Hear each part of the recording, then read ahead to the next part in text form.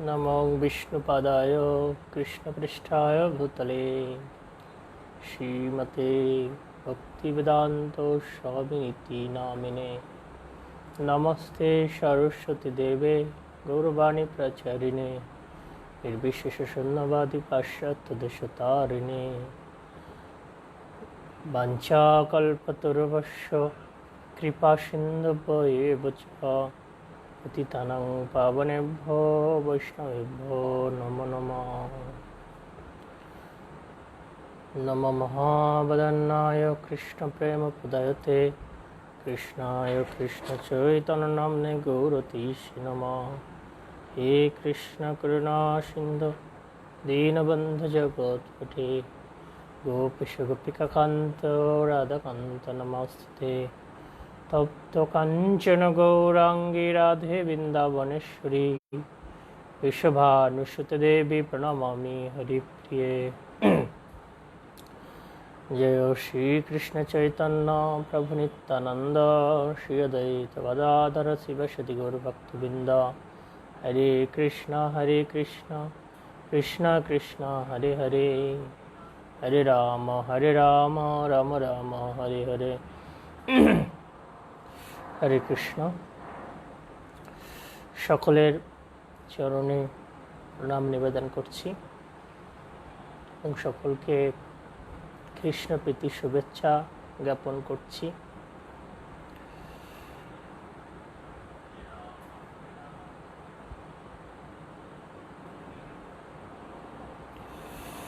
আজ আমরা শ্রীমদ্ ভাগবতমের অষ্টম অধ্যায় আলোচনা করব, কুন্তী দেবীর প্রার্থনা এবং পরীক্ষিতের প্রাণ রক্ষা। এখানে দুটো বিষয় রয়েছে, কুন্তী দেবীর প্রার্থনা এবং পরীক্ষিতের প্রাণ রক্ষা। তো প্রথমে পরীক্ষিতের প্রাণ রক্ষা হবে।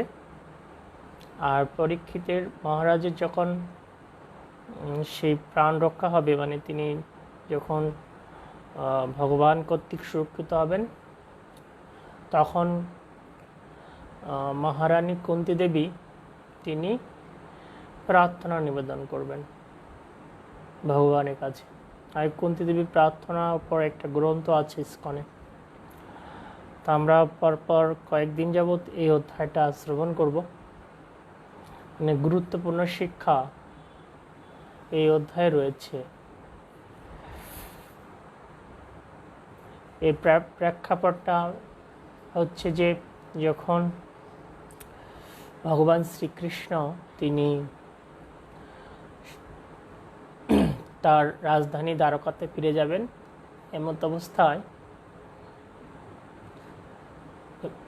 উত্তরা দেবী তিনি ভগবানের কাছে এসে প্রার্থনা করছেন, যার চরণে পতিত হয়েছেন যে পাহিমাম পাহিমাম। তখন তিনি প্রার্থনা করছেন যে আমার এই গর্ভের সন্তানকে আপনি কৃপাপূর্বক রক্ষা করুন। তো ভগবানের কাছে প্রার্থনায় ভগবান সেই পুত্রের গর্ভে প্রবেশ করে অশ্বত্থামার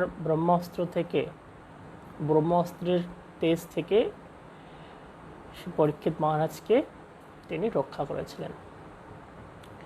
আর এই পরীক্ষিত মহারাজকে যখন রক্ষা করেছিলেন, তখন পঞ্চপাণ্ডব সহ কুন্তী দেবী এবং উত্তরা এবং দ্রৌপদী তারা সকলেই ভগবানের কাছে বিশেষ প্রার্থনা নিবেদন করেছিলেন।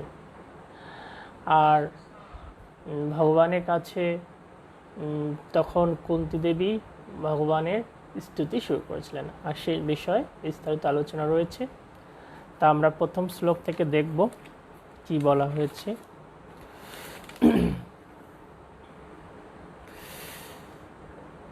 শ্রুতবাচ অথ তে সম্পূর্ণেতান শানাম উদকম ইচ্ছতাম দাতুম শ্রীকৃষ্ণ গঙ্গায়া পুরস্কৃত যজু স্ত্রিয় সুত গোস্বামী বললেন, তারপর পরলোকগত আত্মীয় স্বজনদের উদ্দেশ্যে জল অর্পণ করার মানুষে পাণ্ডবেরা দ্রৌপদী সহ গঙ্গা তীরে গমন করলেন। মহিলারা অগ্রভাগে যাচ্ছিলেন। তো এটা যুদ্ধের পরে, যুদ্ধ যখন শেষ হয়ে গেছে তখনকার ঘটনা, যখন অনেক আত্মীয় স্বজন মারা গিয়েছে, তো তাদের উদ্দেশ্যে জল তর্পণ, এটা সেই সৃষ্টির আদি থেকেই এই কার্যটি সুসম্পন্ন হচ্ছে। সেই পূর্বপুরুষ বা বিধি আত্মার মঙ্গলার্থে এই জল অর্পণ।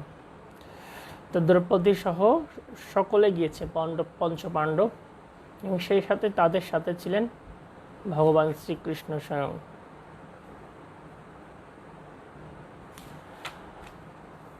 তো এখানে যখন জল অর্পণ করছেন পঞ্চপাণ্ডবরা, বিশেষ করে যুধিষ্ঠির মহারাজ, ঠিক সেই সময় কুন্তী দেবী তিনি কাঁদতে কাঁদতে বলছেন যে, কাঁদো কাঁদো ভাব নিয়ে বলছেন যে, তোমরা কর্ণের উদ্দেশ্যে জল অর্পণ করো। যখন এটা বলেছেন তখন তো ভীম এবং অর্জুন খুব রাগান্বিত হয়ে গেছে, বলছে আমার শত্রুর জন্য এবার জল অর্পণ করতে হবে। তখন মাতা কুন্তী বলছেন, উনি তোমাদের শত্রু ছিল না, উনি তোমাদেরকে সর্বতভাবে রক্ষা করার প্রতিজ্ঞা করেছিলেন আমার কাছে, আর উনি হচ্ছেন আমার জ্যেষ্ঠ পুত্র কর্ণ। এই সময় এসেই মাতা কুন্তী তিনি কর্ণের পরিচয় দিলেন। এক মুহূর্ত পর্যন্ত মাতা কুন্তী তিনি কর্ণের পরিচয় দেননি। তো এই কথা শুনে এমনিতেই যুধিষ্ঠির মহারাজ, তিনি ধর্মপুত্র, তার কোনো ইচ্ছাই ছিল না যুদ্ধ করার। আর এই জ্যেষ্ঠ ভ্রাতা হচ্ছে পিতৃ সমতুল্য। আর কর্ণ বিষয়ে যখন শুনেছেন যে তিনি তাদের জ্যেষ্ঠ ভ্রাতা ছিলেন, তখন তো আরও শোকে অতিভূত হয়ে গেছেন। এবং সেই সময় অর্জুন বা ভীম, পঞ্চপাণ্ডব যারা সমস্ত ভাইয়েরা, তারা যে কর্ণের সাথে দুর্ব্যবহার করেছিল সেগুলো তারা স্মরণ করছিলেন। তো এমত অবস্থায় এই যে শোক সইতে না পেরে তখন যুধিষ্ঠির মহারাজ তিনি তার মাতাকে অভিশাপ দিলেন। বলছেন যে, হে মাতা, আপনি এত বড় একটা সত্য এতদিন লুকিয়ে রেখেছেন আর আমাদেরকে পাপের ভাগী করেছেন। যিনি আমাদের পিতৃতুল্য আর তাকে আমরা বারবার অপমান করেছি, যিনি এই সিংহাসনে বসার অধিকারী আর তাকে আমরা আজকে হত্যা করেছি, সমস্ত পাপ আপনারই হয়েছে। তখন যুধিষ্ঠির মহারাজ অভিশাপ দিলেন তার মাকে যে, আমি ধর্মপুত্র অভিশাপ দিচ্ছি যে আজ থেকে কোনো নারী জাতি তার হৃদয়ে এই গোপন কথা ধারণ করে রাখতে পারবে না।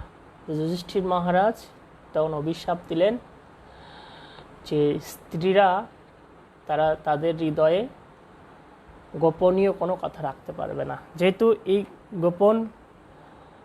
গোপন করে রেখেছিলেন কর্ণের পরিচয়, আর যার ফলে এত বড় একটা পাপ সংগঠিত হলো, আর সেখান থেকেই নারীরা হচ্ছে অভিশপ্ত যে তারা তাদের হৃদয়ে গোপনীয় কথা ধরে রাখতে পারে না। তাই তাই শাস্ত্রে বর্ণনা করা হচ্ছে, এবং সেই চাণক্য পণ্ডিত তিনি বলছেন যে গৃহের অতি গোপনীয় কথা, খুব গোপনীয়, সেটা স্ত্রীলোকের কাছে শেয়ার না করা উচিত, যেহেতু তারা এটা ধরে রাখতে পারে না। কারণ যখন তারা কারো না কারোর সাথে গল্প করে, হয়তো তার কোনো পাড়া প্রতিবেশীর সাথে, তখন তারা একটা প্রকাশ করে ফেলে। তো এভাবে অনেক ক্ষতি সাধিত হয়। তো এইভাবে শাস্ত্রে নির্দেশ আছে। তো তারপর 2 নম্বর শ্লোকের অনুবাদ। তাদের জন্য বিলাপ করে তারা যথেষ্ট পরিমাণে গঙ্গা জল অর্পণ করলেন এবং গঙ্গায় স্নান করলেন, কেননা সেই জল পরমেশ্বরের শ্রী পাদপদ্মের ধূলিকণা মিশ্রিত হয়ে পবিত্রতা লাভ করেছে। তো এখানে গঙ্গার মহিমা বর্ণনা হয়েছে। গঙ্গা অত্যন্ত পবিত্র। এটা পরমেশ্বর ভগবানের সেই পদপদ্ম থেকে নিঃসৃত, আর এটা ত্রিভুবনকে পবিত্র করছে। গঙ্গার পরশ হইলে পশ্চাতে পাবন, গঙ্গার পরশ হইলে পাপ চলে যায়। তো যখন কেউ এই গঙ্গা মাতার শরণ গ্রহণ করে, গঙ্গায় অবগাহন করেন, তখন তিনি তার সমস্ত পাপ থেকে মুক্ত হয়ে ভগবত ভক্তি লাভ করতে পারেন। তো গঙ্গা এই ত্রিভুবনকে পবিত্র করছে তার পরশে। তিনি স্বর্গের রয়েছেন অলকানন্দা নামে, আর এই যে মর্তলোকে তিনি গঙ্গা নামে রয়েছেন, আর পাতালে তিনি ভাগীরথ নামে পরিচিত, ভাগীরথী। এভাবে গঙ্গার মহিমা সমস্ত শাস্ত্রে বর্ণনা করা হয়েছে। তো প্রত্যেকটা ভক্তের সুযোগ পেলে এই গঙ্গায় অবগাহন করা উচিত। আর এছাড়া আমাদের পতিত পাবন গুরু মহারাজ তিনি বলেছেন যে, তার শাস্ত্রে উল্লেখ আছে, আমরা যেখানে স্নান করি না কেন সেই জল স্নান করার পূর্বে কমপক্ষে 3 বার গঙ্গা গঙ্গা উচ্চারণ করা উচিত। যখন এভাবে গঙ্গা গঙ্গা গঙ্গা উচ্চারণ করা হবে, তখন মাতা গঙ্গা, যেহেতু তিনি অত্যন্ত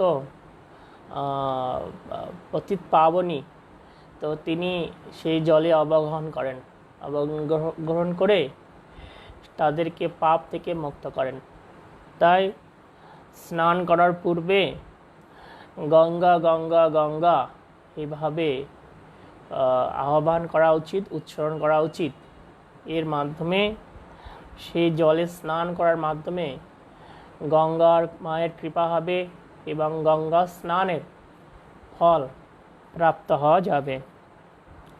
3 নম্বর শ্লোকের অনুবাদে বলা হয়েছে, সেখানে কৌরব নৃপতি মহারাজ যুধিষ্ঠির, তার ভাতৃবর্গ এবং ধৃতরাষ্ট্র, গান্ধারী, কুন্তী, দ্রৌপদী সহ শোকাভিভূত হয়ে বসেছিলেন। ভগবান শ্রীকৃষ্ণ সেখানে ছিলেন। প্রকৃতপক্ষে স্বজনের মৃত্যু সবাইকেই শোকাভিভূত করে। স্বজন, যেটা আমরা বন্ধনে আছি জড়জগতে, এই বন্ধনে মায়া ত্যাগ করা অত্যন্ত কঠিন। কিন্তু যখন কেউ শাস্ত্রজ্ঞান লাভ করবেন এবং ভগবত পাদপদ্মে আশ্রয় গ্রহণ করবেন, নিজের স্বরূপকে বুঝতে পারবেন, তিনি এই দেহত্বিকা বোধ থেকে মুক্ত হবেন। যেমন আমরা এখানে দেখছি যে ক্ষণকালের জন্য তারা বিলাপ করেছিলেন, যে অল্পকালের জন্য এই পঞ্চপাণ্ডব আদি তারা সকলে বিলাপ করেছিলেন তাদের আত্মস্বজনের জন্য। তো এখানে শিক্ষা হলো কি, যে যখন কেউ প্রকৃত জ্ঞানে জ্ঞানান্বিত হন এবং আধ্যাত্মিক চর্চায় যুক্ত হন, ভগবত পাদপদ্মে নিয়োজিত হন, তখন তারা এই পাপ মানে সমস্ত দুঃখ কষ্ট থেকে মুক্ত হতে পারেন। তাই এগুলো আমাদের জীবনে গ্রহণ করা দরকার। তারপরে আমরা দেখব 4 নম্বর শ্লোকের অনুবাদ। সর্বশক্তিমানের দুর্বার বিধি নিয়মাদি এবং জীবের উপর সেগুলির প্রতিক্রিয়ার কথা উল্লেখ করে পরমেশ্বর ভগবান এবং উপস্থিত মুনিগণ আর্ত ও শোকাভিভূত সকলকেই সান্ত্বনা দিতে লাগলেন। তো এই যে বিধিবিধানগুলো, এগুলো স্বয়ং ভগবান সৃষ্টি করেন, সমস্ত বিধিবিধান। আর সমাজের প্রত্যেকটা সভ্য মানুষের কর্তব্য হচ্ছে সেই নির্দেশ পালন করা। যখন কেউ এই ভগবত কর্তৃক বিধিবিধানগুলো পালন করেন তখন মানুষ সুখী হন আর জড়বন্ধন থেকে মুক্তি লাভ করেন। তিনি এই সমস্ত দুঃখ থেকে মুক্ত হয়ে ভগবত প্রেম ভক্তি লাভ করতে পারেন। তাহলে বিষয়গুলো কি বললাম আমরা, যে এই যে ভগবত কর্তৃক যে বিধি নিয়মগুলো আছে এগুলো সমাজে সভ্য মানুষের অবশ্যই পালন করা উচিত। যারা নিজেকে সভ্য বলে মনে করেন তাদের অবশ্যই নির্দেশ পালন করা উচিত। এই নির্দেশ পালনের মাধ্যমেই মানুষ সুখী হতে পারবে, দুঃখ থেকে নিবৃত্ত হতে পারবে, জড়বন্ধন থেকে মুক্ত হতে পারবেন এবং ভগবত প্রেম ভক্তি লাভ করতে পারবেন। শাস্ত্রে শ্রীমদ্ ভাগবতম বলা হয়েছে যে ধর্ম তু সাক্ষাৎ ভগবত প্রণীতম ন বৈ বিদু ঋষয় ন অপি দেবা ন সিদ্ধ মোক্ষা অসুরা মনুষ্যা কুত ন বিদ্যাধর চরণ আদয়। বলা হয়েছে যে প্রকৃত ধর্ম স্বয়ং ভগবানের দেওয়া প্রণীত, সম্পূর্ণরূপে সত্যগুণে স্থিত অবস্থিত হওয়ার সত্ত্বেও যারা ব্রহ্মাণ্ডের সর্বোচ্চ লোকে বিরাজ করেন সেই মহান ঋষিরাও তার নিশ্চিতভাবে জানেন না, তাহলে অসুর, মানুষ, বিদ্যাধর এবং চারণের আর কি কথা। তো এই শ্লোক থেকে আমরা কি হৃদয়গম করতে পারছি যে ধর্ম স্বয়ং ভগবানের দেওয়া, এটা কোনো সাধারণ মানুষের দেওয়া আইন নয়, এটা স্বয়ং ভগবান দিয়েছেন। আর এই ধর্ম ভগবান দিয়েছেন মানুষদেরকে সভ্য করার জন্য। তো সমাজে আমরা দেখতে পাই যারা এই ধর্ম আচরণ করছেন তারা সভ্য স্তরে অধিষ্ঠিত হচ্ছেন, কিন্তু যারা ধর্মকে অবমাননা করছে তারা কি সেই সভ্যতা থেকে দূরে। যারা ধর্ম মানে তাদেরকে দৈবগুণ সম্পন্ন বলা হয়, আর যারা ধর্মকে মানে না তাদেরকে বলা হয় আসরিক গুণ সম্পন্ন ব্যক্তি, তাদেরকে অসুর বলা হয়। যেমন ভগবদ্গীতায় বলা হচ্ছে যে অহংকারং বলম দর্পম কামম ক্রোধম চ সংশ্রিতা মম আত্মা পরদেহেষু প্রতিসন্ত অভ্যসূয়কা। অহংকার, বল, দর্প, কাম ও ক্রোধকে আশ্রয় করে অসুরেরা স্বীয় দেহে ও পরদেহে অবস্থিত পরমেশ্বর ভগবানের স্বরূপকে দোষারোপ করে, অস্বীকার করে এবং সাধুদের গুণে তারা নিন্দা করে। যে যারা এভাবে অহংকারে মত্ত সেই সমস্ত আসরিকরা তারা একই কাম, দর্প, ক্রোধকে আশ্রয় করে ভগবানকে অবমাননা করেন, সাধুদেরকে অবমাননা করেন, ভগবানকে দোষারোপ করেন, সাধুদেরকে দোষারোপ করেন। তো এটা হচ্ছে আসরিক ভাব সম্পন্ন মানুষের লক্ষণ। যারা এই বৈদিক শাস্ত্র মানে না বা ভগবানকে মানে না তারা আসরিক হয়ে যান।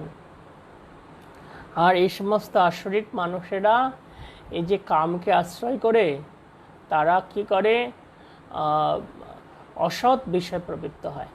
যারা ধর্ম মানে না দেখবেন তারা সবসময় তাদের ভিতরে আসরিক ভাব রয়েছে, তারা সাধুদেরকে নিন্দা করে, তারা ভগবানকে নিন্দা করে, তারা ধর্মের বিধিবিধানগুলো উল্লঙ্ঘন করে। তো এই সমস্ত স্বভাব সম্পন্ন ব্যক্তিদের সঙ্গ বারবার এড়িয়ে চলার কথা শাস্ত্রের নির্দেশ দেওয়া হয়েছে। তাই যারা ভক্তি মার্গে উন্নত হতে চায় তাদের কর্তব্য হচ্ছে ধর্মহীন ব্যক্তিদের সঙ্গ এড়িয়ে চলা। এই শ্লোকে সেটাই বলা হয়েছে যে ধর্ম স্বয়ং ভগবান প্রণয়ন করেছেন, যে যারা ধার্মিক তারা এটা গ্রহণ করে, কিন্তু যারা অধার্মিক তারা এই ধর্ম গ্রহণ করে না। এই ধর্ম গ্রহণ করার মাধ্যমে মানুষ ধীরে ধীরে ধীরে ধীরে মুক্তির স্তরে অধিষ্ঠিত হয়।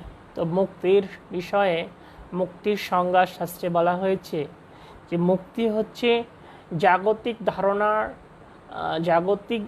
জাগতিক জীবনের ধারণা ত্যাগ করে চিন্ময় স্বরূপে পুনঃপ্রতিষ্ঠিত হওয়া, এটাই হচ্ছে মুক্তি।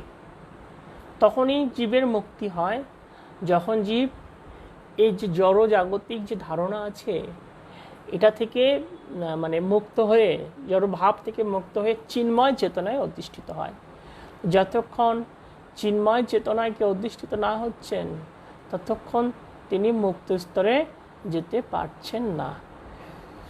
তো মায়ার মোহময়ী প্রভাব এত সুদূর প্রসারী, যার ফলে মানুষ কী করছে, দেহ, আত্মীয় স্বজন, সন্তান, পত্নী, সমাজ, ভূমি, গৃহ, সম্পত্তি আদিতে আমিত্ব বোধ করছে। এই যে মায়ার মোহময়ী প্রভাবের ফলে এই রকম ভাব, এই যে পার্থিব বিষয়ের প্রতি আসক্তি, আর এই পার্থিব ফলে মানুষ কি করছে, ভগবানকে ভুলে যাচ্ছে। তো এটা হচ্ছে মায়ার মোহময়ী প্রভাব।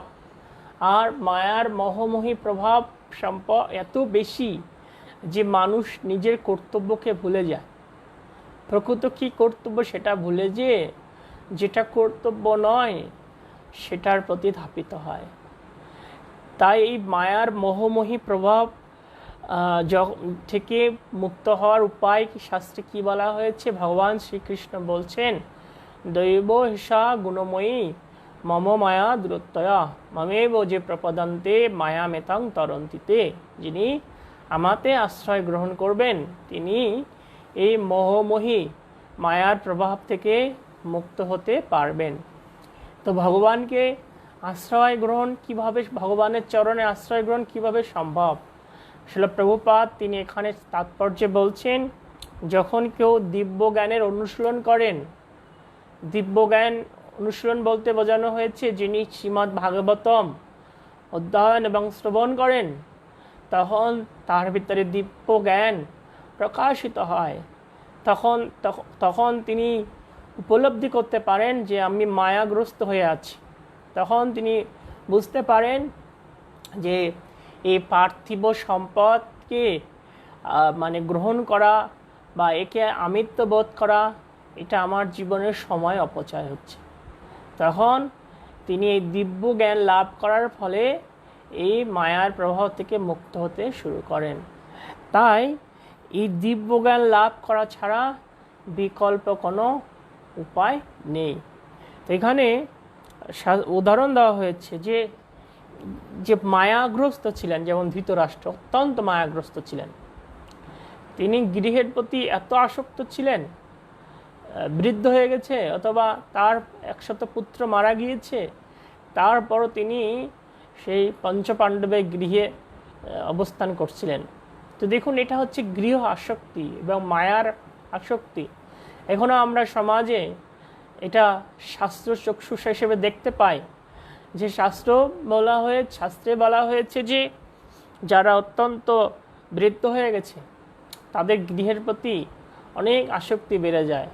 যারা সারা জীবন ভগবত ভক্তি করে না, ওই সমস্ত ব্যক্তিরা গৃহের প্রতি এত আসক্ত হয় যে গৃহে তারা প্রতিনিয়ত নিষ্পেষিত, নির্যাতিত হচ্ছে, তারপরও গৃহে তারা থাকে। তারা তার পুত্র কর্তৃক অথবা পুত্রবধূ কর্তৃক অথবা তার নিকটতম আত্মীয় কর্তৃক প্রহৃত হয়, অপমানিত হয়, তারপরও গৃহ থেকে তারা বেরোতে চায় না। তাদেরকে যদি একটু ভগবত ভক্তি করার জন্য অনুরোধ করা হয়, তারা সেটা গ্রাহ্য করে না। তো এই হচ্ছে মায়ার মোহময়ী প্রভাব। তো এই মায়ার মোহময়ী প্রভাবে ধৃতরাষ্ট্র অত্যন্ত জর্জরিত ছিল। তো যখন বিদুর তিনি মৈত্র ঋষির কাছ থেকে ভাগবত শ্রবণ করে হৃদয়কে শুদ্ধ করে মহাভাগবতে পরিণত হয়েছিলেন, তখন তিনি সেই ধৃতরাষ্ট্রকে জ্ঞান উপদেশ দিয়েছিলেন। আর সেই জ্ঞান গ্রহণ করে ধৃতরাষ্ট্র তৎক্ষণাৎ সেই রাত্রেই সেই গৃহ পরিত্যাগ করেছিলেন। তো দেখুন এই যে জ্ঞানের প্রভাব এবং সাধু সঙ্গের প্রভাব। তাছাড়া আমরা দেখতে পাই যে রাজা প্রাচীন ভবিষ্যৎ তিনিও পৃথিবীর সম্রাট ছিলেন। তো তিনিও অত্যন্ত কামাসক্ত ছিলেন, তার স্ত্রীদের প্রতি অত্যন্ত আসক্ত ছিলেন, ভোগ বাসনায় খুব জর্জরিত ছিলেন। কিন্তু নারদমণি তিনি এসে তাকে দিব্য জ্ঞান দান করেছিলেন। যখন দিব্য জ্ঞান দান করেছিলেন তখন সে রাজা প্রাচীন ভবিষ্যৎ তিনি তার রাজ্যের মায়া ত্যাগ করে, ভোগ বিলাসিতা ত্যাগ করে তিনি ভগবানকে পাওয়ার জন্য সে গৃহ পরিত্যাগ করেছিলেন। তো দেখুন এই যে দিব্যজ্ঞানের প্রভাবের, যদি দিব্যজ্ঞান আমরা এভাবে লাভ করতে পারি তাহলে আমাদের জীবনেও সেই সুন্দর সুযোগ, সুন্দর মুহূর্তগুলো আসবে, আমরাও মায়ার প্রভাব থেকে মুক্ত হতে পারব। তো এখানে আমরা 5 নম্বর শ্লোক দেখব, তার অনুবাদ। দুর্যোধন এবং তার দলবল অজাতশত্রু মহারাজ যুধিষ্ঠিরের রাজ্য কপটতাপূর্বক অপহরণ করেছিল। পরমেশ্বরের কৃপায় তার পুনরুদ্ধার কার্য সুসম্পন্ন হয়েছিল এবং দুর্যোধনের সাথে যে সমস্ত অসৎ রাজারা যোগ দিয়েছিল তাদেরও পরমেশ্বর বধ করেছিলেন। রানী দ্রৌপদীর কেশ আকর্ষণ করার ফলে যাদের আয়ু ক্ষয় হয়েছিল তাদেরও মৃত্যু হয়েছিল।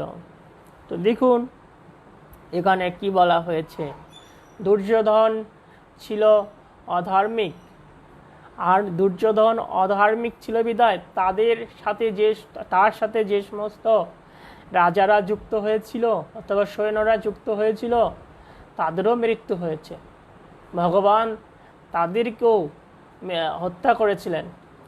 তো শাস্ত্র আমাদের শিক্ষা দিচ্ছে যে অসৎ সঙ্গ সর্বদা ত্যাগ করতে। যখন কেউ এভাবে অসতের সঙ্গ করবে তখন তার চেতনা অসৎ হয়ে যাবে, কুলসিত হয়ে যাবে। তাই আমাদের অসৎ সঙ্গ সর্বতভাবে পরিত্যাগ করতে হবে। যদি অসৎ সঙ্গ আমরা পরিত্যাগ না করি তাহলে দুর্যোধনের যারা শরণাগত ছিল তাদের যেমন মৃত্যু হয়েছে ঠিক আমাদেরও মৃত্যু হবে। তো মৃত্যুটা কি? পারমার্থিক মৃত্যু। যদি কেউ মনুষ্য জীবন পেয়ে ভগবত ভক্তি না করে তাহলে তার জীবনটা মৃত ব্যক্তির মতো। শ্রীমদ্ ভাগবতে উল্লেখ আছে যে হাঁপড় হচ্ছে যখন টানা হয় তখন তার শ্বাস প্রশ্বাস বের হয়, হাঁপড় শ্বাস নেয় বন্ধ করে, মানে কামার যখন হাঁপড় টানে, ঠিক যারা এ ভগবত ভক্তি যাজন করে না তাদের শ্বাস প্রশ্বাসটাও হাঁপড়ের মতো। হাঁপড় যেমন মৃত, ঠিক যে সমস্ত ব্যক্তিরা মনুষ্য জীবন পেয়ে এ ভগবত ভক্তি যাজন করে না তারাও মৃত ব্যক্তির মতো। তো এইরকম মৃত ব্যক্তির মতো হয়ে জীবনযাপন করার কোনো দরকার নেই। তাই যখন আমরা অসৎ সঙ্গের প্রভাব থেকে মুক্ত হয়ে সাধু সঙ্গ করব তখন আমাদের পারমার্থিক জীবন পুনরুদ্ধার হবে। তাই সকল ভক্তদের নির্দেশনা দেওয়া হয়েছে শাস্ত্রে যে সকলেই যেন এই অসৎ সঙ্গ ত্যাগ করে ভক্ত সঙ্গ করে। শ্রী চৈতন্য মহাপ্রভুর কাছে শ্রী সনাতন গোস্বামী জিজ্ঞাসা করেছিলেন যে বৈষ্ণবের আচার কি? তখন মহাপ্রভু সনাতন গোস্বামীকে বলেছিলেন অসৎ সঙ্গ ত্যাগ, এই তো বৈষ্ণবের আচার। অসৎ সঙ্গটা ত্যাগ করার কথা বলা হয়েছে, কেননা অসৎ সঙ্গ করলে চেতনা নষ্ট হয়ে যায়। যখন ভীষ্মদেব সরসজ্জায় শায়িত ছিলেন। তো যুদ্ধের পরে সকলেই ভীষ্মদেবকে দেখার জন্য গিয়েছিলেন। সেখানে সেই পঞ্চপাণ্ডব এমনকি দ্রৌপদীও গিয়েছিলেন। তো সেই ভীষ্মদেব যখন পঞ্চপাণ্ডবকে নীতি কথা বলছিলেন সরসজ্জায় শায়িত হয়ে, তখন মহারানী দ্রৌপদী তিনি অট্টহাসি দিয়েছেন, খুব হৈ হৈ করে হেসে উঠেছেন। তখন ভীষ্মদেব তিনি বলছেন যে দ্রৌপদীকে বলছেন, হে পুত্রী, তোমার এই অট্টহাসির কারণ আমি জানি। আমি এখন যে অনেক সুন্দর সুন্দর উপদেশ দিচ্ছি, কিন্তু সেই কৌরব রাজসভায় যখন তোমার সম্মানহানি হয়েছিল তখন আমি তোমাকে রক্ষা করিনি, এই জন্যই তুমি এভাবে হাসছ। তখন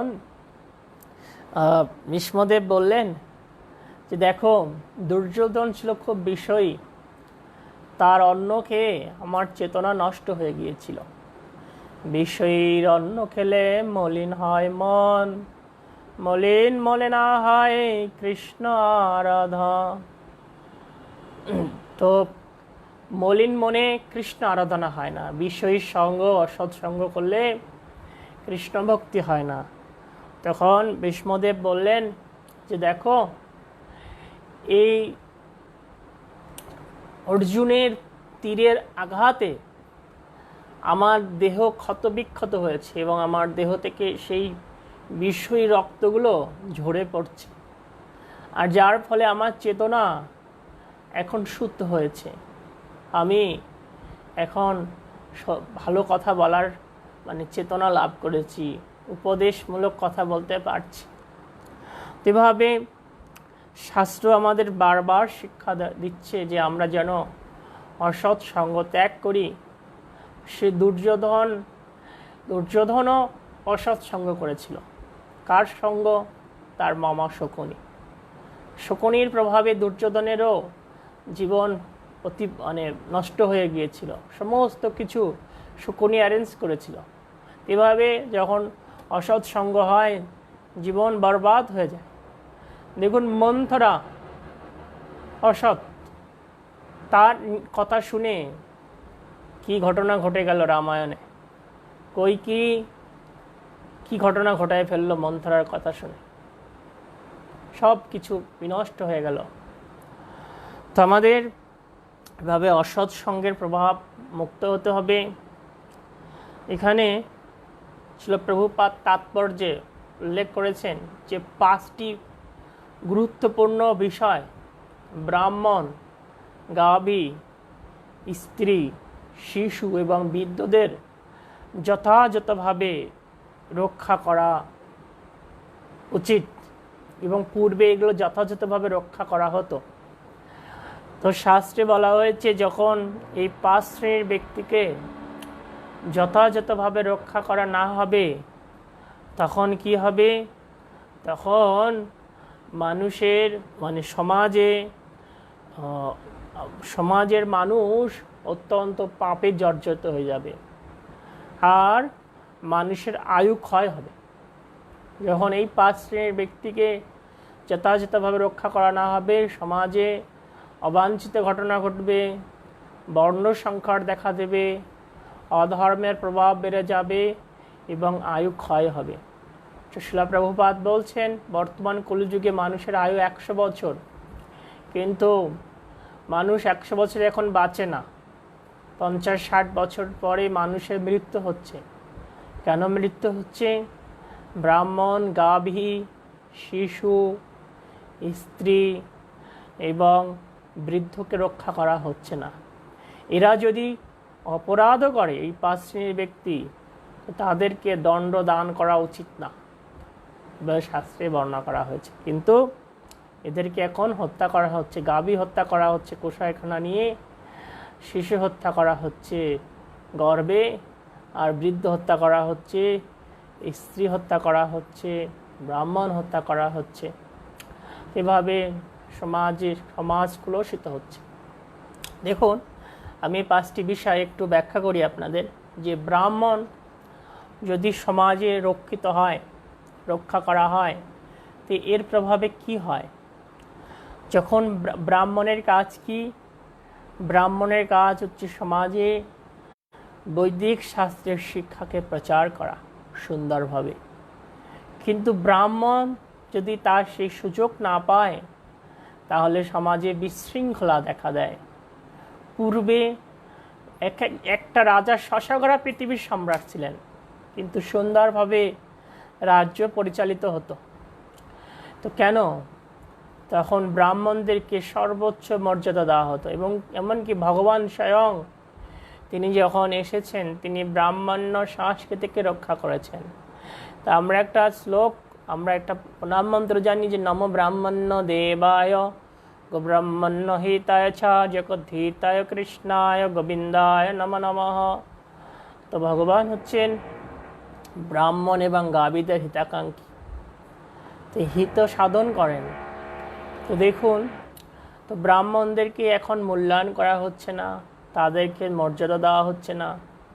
তো কারা ব্রাহ্মণ স্তরে? যারা বৈষ্ণব, এমনকি তারা ব্রাহ্মণের থেকে শ্রেষ্ঠ, তাদেরকে এখন লাঞ্ছিত করা হচ্ছে, অপমানিত করা হচ্ছে, তাদেরকে সুরক্ষিত করা হচ্ছে না। এর ফলে সমাজে সেই সমস্ত ব্রাহ্মণ গুণসম্পন্ন ব্যক্তিরা দিব্য জ্ঞান দান করার সুযোগ পাচ্ছে না। আর এই দিব্য জ্ঞান সমাজে না থাকার ফলে মানুষ পাপে জড়িয়ে পড়েছে। তো এই সমাজে আবার তখন সুশৃঙ্খলা ফিরে আসবে যখন মানুষ দিব্যজ্ঞান লাভ করবে। তো এই দিব্যজ্ঞান একমাত্র যারা ব্রাহ্মণ গুণ সম্পন্ন ব্যক্তি তারাই দান করতে পারে। তাই এই ব্রাহ্মণকে রক্ষা করা দরকার। যখন ব্রাহ্মণকে সুন্দরভাবে সুযোগ দেওয়া হবে আধ্যাত্মিক চর্চা করার, তখন তারা সেই আধ্যাত্মিক জ্ঞানটা জগতে প্রচার করবেন। শিল প্রভুপাদ ছিলেন সেরকমই একজন যথার্থ ব্রাহ্মণ। তিনি সেই জগতে শ্রীকৃষ্ণ ভাবনা প্রচার করে লক্ষ লক্ষ মানুষের মাঝে শান্তি স্থাপন করেছিলেন। ঠিক এখনও যত কৃষ্ণ ভাবনা সুপ্রসারিত হবে, তত জগতে শান্তি আসবে। তো দেখুন, ইসকন এই ব্রাহ্মণকে রক্ষা করার জন্য সর্বতভাবে ব্যবস্থা গ্রহণ করেছেন, এবং বিভিন্ন পদক্ষেপ রয়েছে ইসকনে। যারা ব্রাহ্মণ গুণ সম্পন্ন ব্যক্তি তাদেরকে সর্বোচ্চ সম্মান করা হয় ইসকনে, তাদেরকে মর্যাদার আসনে অধিষ্ঠিত করা হয়, এবং সেই ব্রাহ্মণদেরকে আরও উন্নত শিক্ষা দান করার জন্য ইসকনে বিভিন্ন কোর্স করানো হয়। ভক্তি শাস্ত্রী, ভক্তি বৈভব, ভক্তি বেদান্ত, ভক্তি সার্বভৌম, এবং আরও অনেক সেই বিশেষ বিশেষ ট্রেনিং করানো হয়। এভাবে যখন ব্রাহ্মণদেরকে উচ্চ শিক্ষা আরও সুন্দরভাবে দেওয়া হয়, তখন তারা সেই শিক্ষা লাভ করে জগৎকে আলোকিত করেন। তো এভাবে ইসকন ব্রাহ্মণকে সর্বতভাবে রক্ষা করছেন। তো এরপরে হচ্ছে গাভী। তো গাভী হচ্ছে সব থেকে গুরুত্বপূর্ণ ভূমিকা পালন করে সমাজে। এটা হয়তো আমরা অনেকে জানি না। গাভী হচ্ছে মাতা স্বরূপ, সত্য মাতার একটা মা হচ্ছে গাভী। তো প্রত্যেকটা মানুষকে এই গাভীর দুধ খেয়ে বড় হতে হয়। তো এখন আমরা এই কলিযুগের মানুষ এত অধঃপতিত হয়েছে, সেই মাতাকে তারা কসাইখানায় প্রেরণ করছে, আর সে মায়ের মাংস কেটে কেটে খাচ্ছে। আর এটাই হচ্ছে মানুষের উন্নত সভ্যতা। মানুষ পাপ করছে কিন্তু নিজেকে সভ্য বলে দাবি করছে। তো দেখুন, এটা আসলেই উন্নত সভ্যতা নয়। তো গাভী, শাস্ত্রে বলা হয়েছে যে প্রফুল্লমনা গাভী যখন গোচারণ ভূমিতে পদচালনা করে, তখন কি হয়? শস্য অত্যন্ত সুন্দরভাবে ফলিত হয় এবং পৃথিবী কমনীয় হয়। পৃথিবী সুন্দরভাবে সব কিছু সরবরাহ করে। কিন্তু প্রফুল্লমনা গাভী যখন না চড়ে, তখন পৃথিবী মাতা তিনি খুব অসন্তুষ্ট হন, এবং এর ফলে এই জগতের দুর্ভিক্ষ, মহামারী, তারপরে রোগ শোক, অরাজকতা, যুদ্ধ বিগ্রহ, এগুলো বৃদ্ধি পায়, এভাবে শাস্ত্রে বর্ণনা রয়েছে। তো গাভী ভগবানের অত্যন্ত প্রিয়। আমরা দেখতে পাই শ্রীকৃষ্ণচন্দ্র ভগবান যখন লীলাবিলাস করেছিলেন তখন তিনি নিজে গো পালন করেছিলেন, নিজে গাভীকে রক্ষা করেছিলেন, গাভীর পরিচর্যা করেছিলেন। শাস্ত্রে বর্ণনা আছে কেউ যদি একটা গাভীকে সুন্দরভাবে পরিচর্যা করে তাহলে গাভী সেবার মাধ্যমে তিনি ভগবত ধামে ফিরে যাওয়ার সুযোগ পান। তো গাভী সেবা অত্যন্ত গুরুত্বপূর্ণ এবং সমাজের যত পুষ্টিকর দ্রব্যগুলো আছে গাভীর দুধের মাধ্যমে উৎপন্ন হয়। গাভী থেকে দুধ হয়, দুধ থেকে ঘি হয়, আর এই ঘৃত দিয়ে কি হয়, এই ঘৃতর মাধ্যমে অগ্নিহোত্র যজ্ঞ হয়। যখন জগতে অগ্নিহোত্র যজ্ঞ হয় তখন জগৎ পবিত্র হয়। তো বর্তমানে সেই গাভী বর্তমানে শুদ্ধ ঘি পাওয়া যাচ্ছে না। মানুষ এইখানে তারা দুর্নীতি করছে, আর যথেষ্ট পরিমাণ দুগ্ধ উৎপাদন হচ্ছে না, যার ফলে সুন্দরভাবে যজ্ঞ সম্পাদন হচ্ছে না। এর ফলে সমাজে এই অনাকাঙ্ক্ষিত ঘটনাগুলো ঘটছে, দুর্ভিক্ষ দেখা দিচ্ছে, খাদ্যাভাব হচ্ছে, অসময়ে ভূমিকম্প হচ্ছে, জলোচ্ছ্বাস হচ্ছে বা অতিবৃষ্টি, অনাবৃষ্টি। কিন্তু যদি গাভীর যত্ন গ্রহণ করা হয় তাহলে এর প্রভাব থেকে সকলে মুক্ত হতে পারবে। তাই সমাজের প্রত্যেকের গাভী গো পালন, গাভীর পরিচর্যার ব্যাপারে যত্নশীল হওয়া দরকার। যখন এভাবে যত্নশীল হবে তখন সমাজে অনেক পরিবর্তন আসবে এবং ভগবান খুব প্রসন্ন হবেন। দেখুন যে গো ব্রাহ্মণ্য হিতায়চ, গো আগে গাভীর কথা বলা হয়েছে, গো ব্রাহ্মণ্য। তাই জন্য আমাদের এ ব্যাপারে খুব সতর্ক এবং মনোযোগী হতে হবে, মানুষকে উদ্বুদ্ধ করতে হবে গাভী পালনে। আর যখন গাভী পালন করবে না তখন সমাজে এই সমস্যাগুলো বেড়ে যাবে।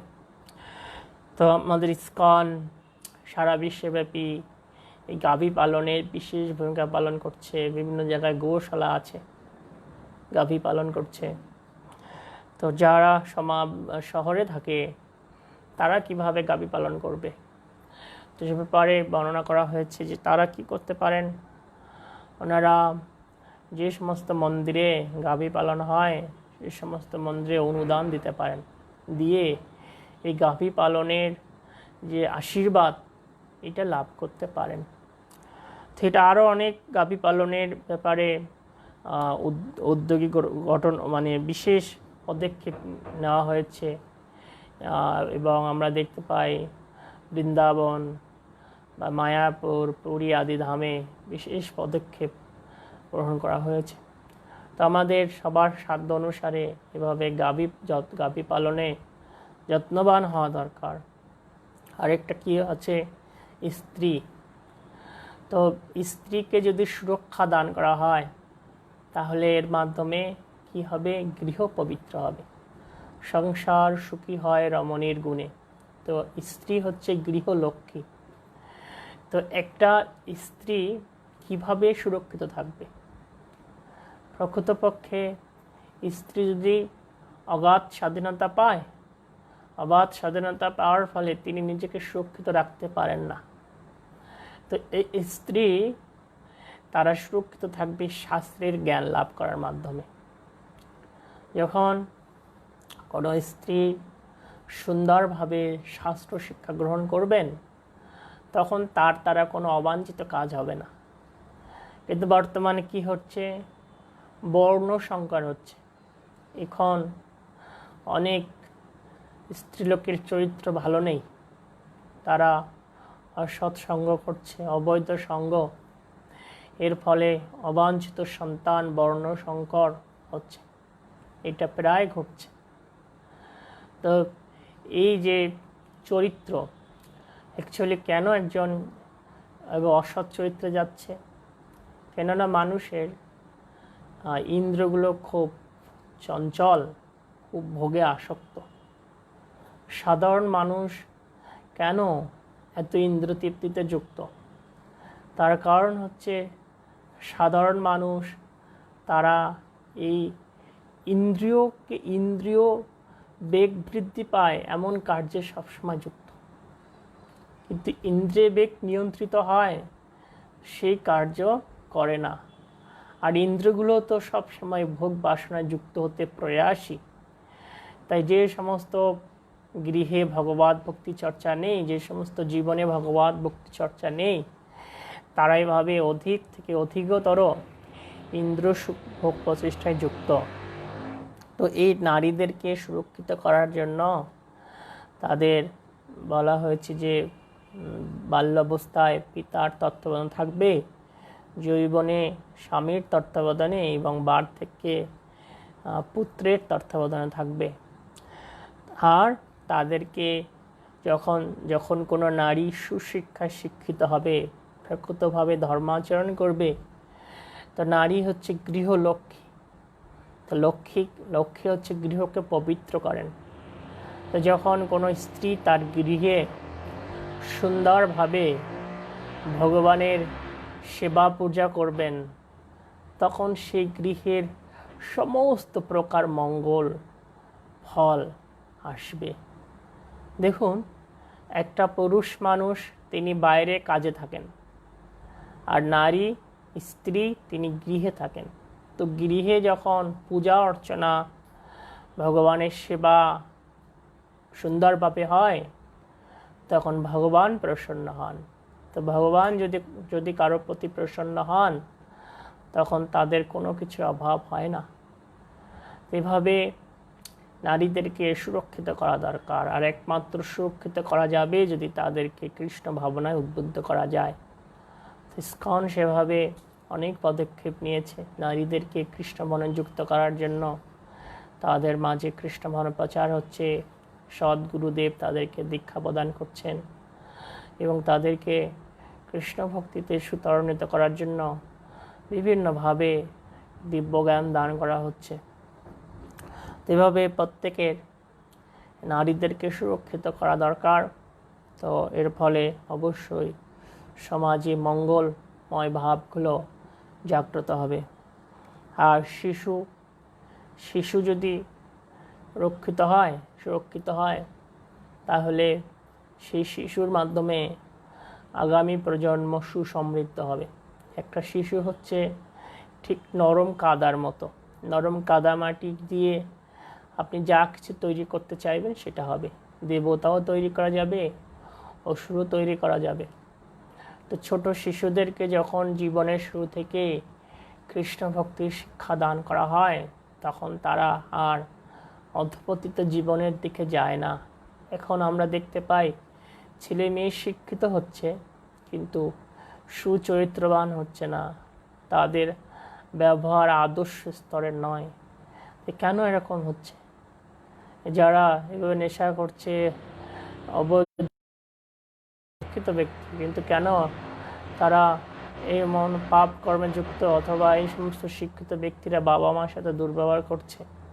তো কারণ হচ্ছে তারা ছোট বয়স থেকে সে ধর্ম শিক্ষা পায়নি। একটা শিশুকে যদি ছোট বয়স থেকেই ধর্ম শিক্ষা দেওয়া হয়, তাহলে সেই শিশু যখন বড় হবে তখন সে তার জীবনকে সুন্দরভাবে বিকশিত করতে পারবে, এর মাধ্যমে জগৎকে আলোকিত করতে পারবে।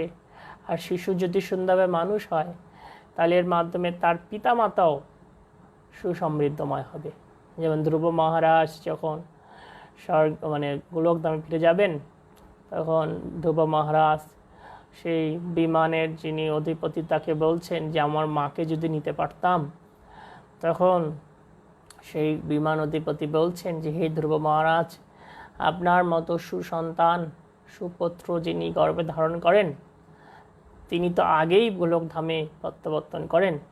ওই দেখুন সামনের ওই বিমানে করে আপনার মাতৃদেবী আগেই ভগবত ধামের দিকে যাত্রা করছেন। তো তাই সন্তানকে যথাযথভাবে কৃষ্ণ ভক্তির শিক্ষা দেওয়া উচিত। সুন্দরভাবে শিল প্রভুপাদ তিনি বলছেন একজন গৃহস্থের এই তার বিগ্রহ সেবার থেকে সন্তানকে কৃষ্ণ ভক্তি শিক্ষা দেওয়া উচিত। তো বর্তমানে সেটার খুব অভাব। আমাদের পিতামাতারা তারা সন্তানকে স্কুল কলেজে শিক্ষা দেওয়ার ব্যাপারে খুব আগ্রহী, কিন্তু তাদেরকে কৃষ্ণ ভক্তি শিক্ষা দেওয়ার ব্যাপারে খুব অনুৎসাহী। এভাবে নিজের ক্ষতি তারা নিজেই করছে। তাই যারা সচেতন তাদের এটা গ্রহণ করা উচিত। ইসকন কী করছে, এই সমস্ত ছোট ছোট ছেলে মেয়েদের শিক্ষা দেওয়ার জন্য জাগ্রত ছাত্র সমাজের মাধ্যমে গুরুকুল শিক্ষা প্রবর্তন করেছে, এবং যা সমস্ত ছোট ছোট বাচ্চারা ইসকনের এই জাগ্রত ছাত্র সমাজ শিক্ষার সাথে যুক্ত আছে, দেখুন তারা জীবনের শুরু থেকে কৃষ্ণ ভক্তি অনুশীলনের সুযোগ পাচ্ছে, এবং এই সমস্ত সন্তানেরা আগামী প্রজন্মকে সুসমৃদ্ধ করতে পারবে। আর হচ্ছে বৃদ্ধ, তো বৃদ্ধদের রক্ষা করা খুব দরকার, কেননা বৃদ্ধদেরকে রক্ষা করলে তারা সুন্দরভাবে কৃষ্ণ ভজনের সুযোগ পাবে। সাধারণত যারা বৃদ্ধ হয়েছে তারা কি, তারা হচ্ছে জীবনের বহু ঘাত প্রতিঘাত সহ্য করেছে, এই সংসারের যে দুঃখ কষ্ট তারা সম্মুখভাবে দেখেছে।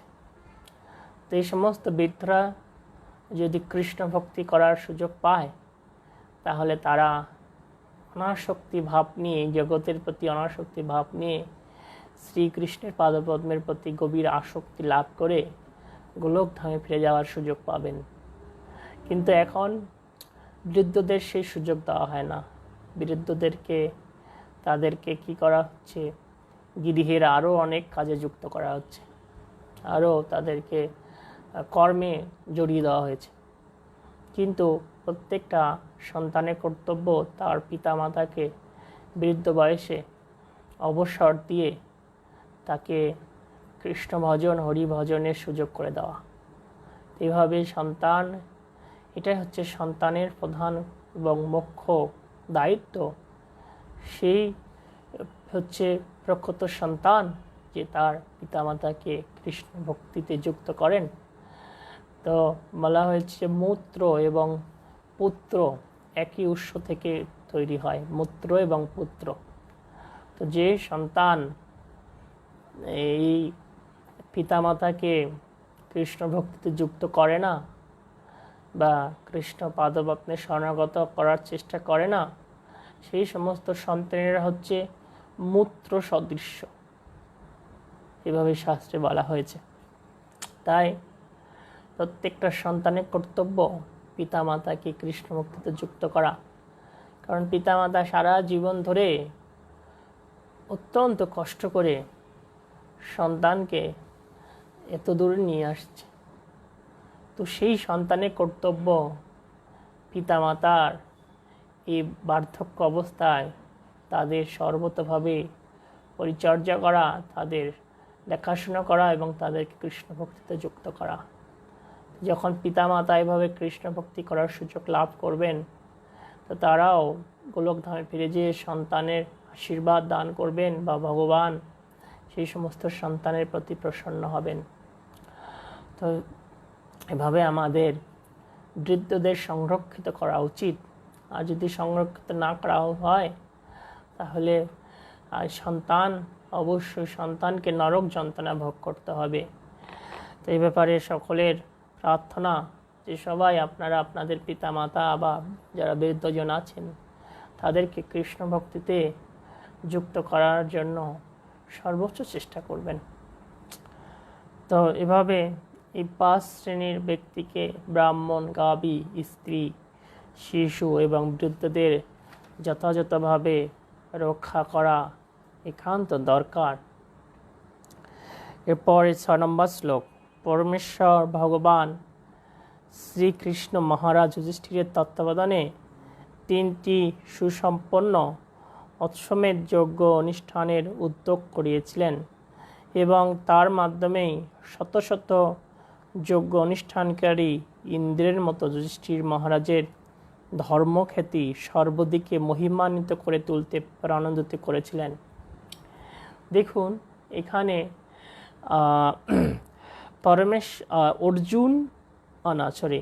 যুধিষ্ঠির মহারাজের সুখ্যাতি ইন্দ্রের সাথে তুলনা করা হয়েছে, কিন্তু ইন্দ্রের ঐশ্বর্য যুধিষ্ঠির মহারাজের থেকে হাজার হাজার গুণ বেশি ছিল। তো এখানে দেখা যাচ্ছে যে যুধিষ্ঠির মহারাজ 3টা অশ্বমেধ যজ্ঞ করেছিলেন, কিন্তু ইন্দ্র শত শত অশ্বমেধ যজ্ঞ করেছিলেন। তাহলে কেন যুধিষ্ঠির মহারাজের সাথে ইন্দ্রের তুলনা করা হয়েছে, মানে ইন্দ্রের সাথে যুধিষ্ঠির মহারাজের এবার তুলনা কেন করা হলো?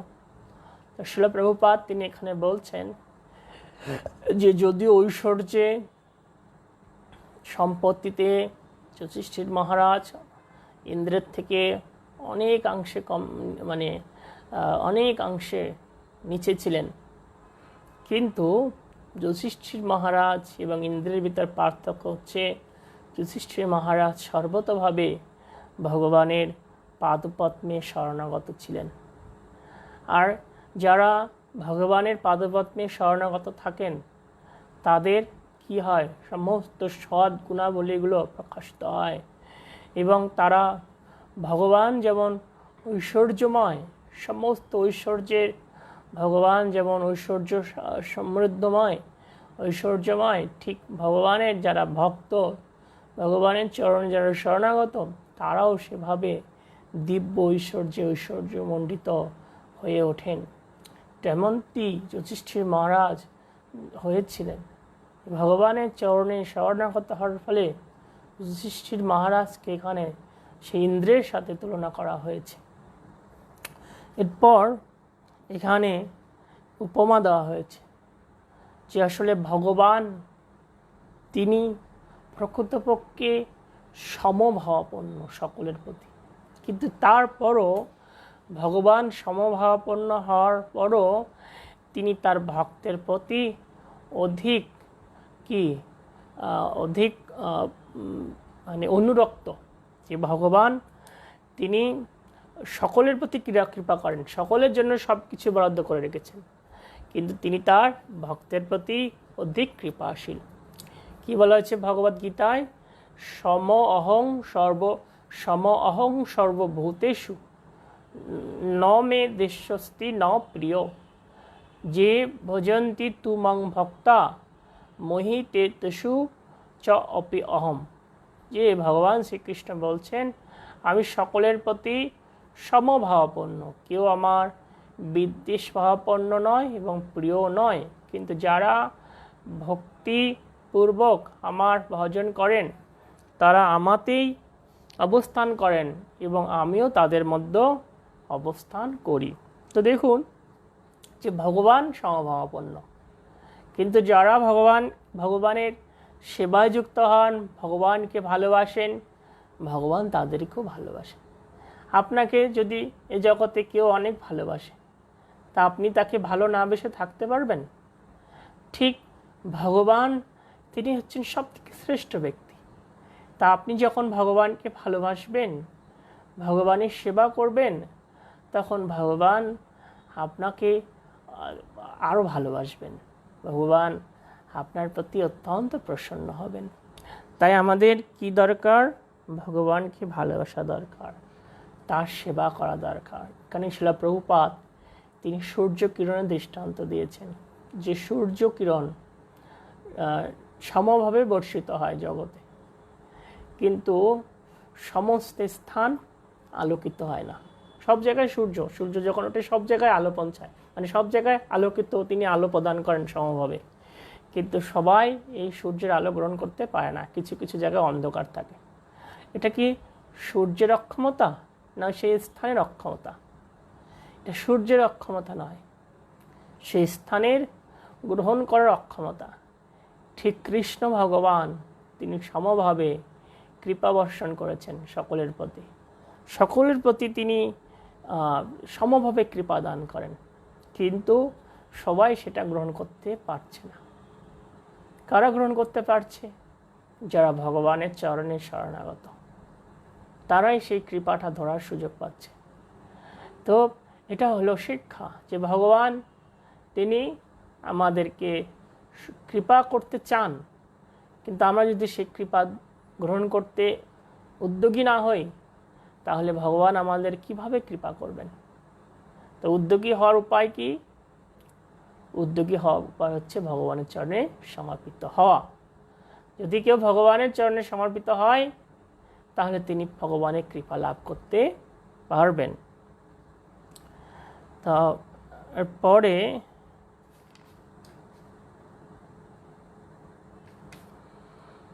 7 শ্লোক। পরমেশ্বর ভগবান শ্রীকৃষ্ণ তখন প্রস্থানের জন্য প্রস্তুত হয়েছিলেন।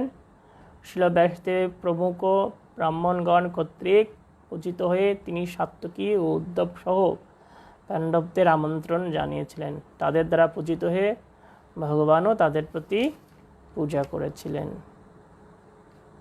তো আজকে আমরা এই পর্যন্ত আলোচনা করলাম, 7 পর্যন্ত। কালকে আমরা আলোচনা করব সেই উত্তরা দেবী কাহিনী এবং তারপরে কুন্তি দেবীর প্রার্থনা। তা আজ হচ্ছে একাদশী ব্রত, কামিকা একাদশী, অত্যন্ত পবিত্র তিথি, হরিভজনের শ্রেষ্ঠ সময়। আমাদের জীবনের সময় অত্যন্ত অল্প, খুব অল্প সময় আমরা জগতে থাকার সুযোগ পাব। তাই আমাদের উচিত এই ভগবত ভক্তিকে সুতীব্র করা। এই মাধব তিথি হচ্ছে এই একাদশী তিথি। এই মাধব তিথিতে ভগবান শ্রীকৃষ্ণ ভক্তি চর্চাকারীর প্রতি খুব প্রসন্ন থাকেন। এই তিথিতে প্রত্যেকের বেশি বেশি করে ভগবত ভক্তি যাজন করা দরকার, হরিকথা শ্রবণ করা দরকার, বেশি করে জপমালা জপ করা দরকার, শ্রীমদ্ ভাগবতম অধ্যয়ন করা দরকার।